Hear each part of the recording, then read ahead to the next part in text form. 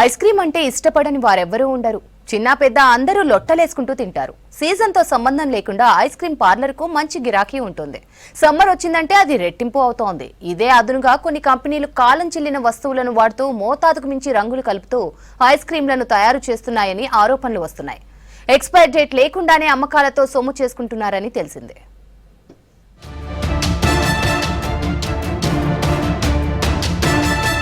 వరంగల్లో summer seasonal business ఊపందుకుంది. Ice cream పార్లర్లకు జనం క్యూ కడుతున్నారు.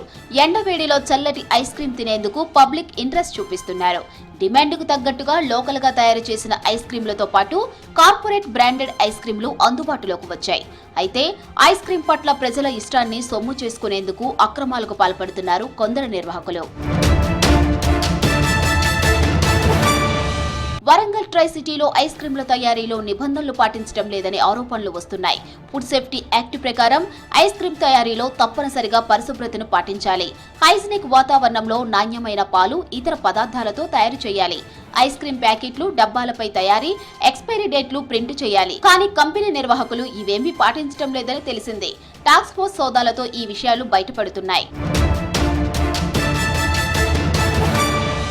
వారం రోజులుగా సిటీలో తనిఖీలు చేస్తున్నారు ఫుడ్ సేఫ్టీ అధికారులు. కాలం చెల్లిన వస్తువులతో ఐస్ క్రీమ్స్ తయారు చేస్తున్నట్టు ఆరోపణలు రావడంతో కంపెనీల్లో సోదాలు చేస్తున్నారు. నాసిరకమైన వస్తువులతో ఐస్ క్రీమ్స్ తయారు చేయటం, ఎక్స్పైరీ డేట్ లేకుండా అమ్మటం, పాడైపోయిన వాటికి డేట్లు మార్చి ఐస్ క్రీంలు అమ్ముతున్నట్టు గుర్తించారు. నిబంధనలు ఉల్లంఘించిన కంపెనీలపై చర్యలు తీసుకుంటున్నారు.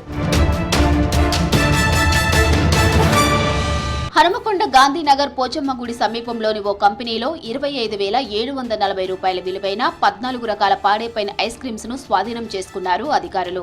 కనకదుర్గ కాలనీలోని మరో ఐస్ క్రీం కంపెనీలో అమ్మేందుకు సిద్ధంగా ఉంచిన పాడైపోయిన ఐస్ క్రీం సీజ్ చేశారు. 2,39,476 రూపాయల విలువైన ఐస్ క్రీం సీజ్ చేశారు.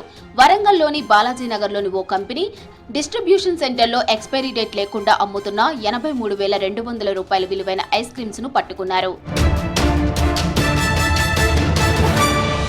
ఫుడ్ సేఫ్టీ అధికారుల నిర్లక్ష్యంతోనే ఇదంతా జరుగుతుందంటున్నారు వరంగల్ వాసులు. వ్యాపారులు ఇష్టారాజ్యంగా అక్రమాలు చేస్తున్నారని ఆరోపిస్తున్నారు.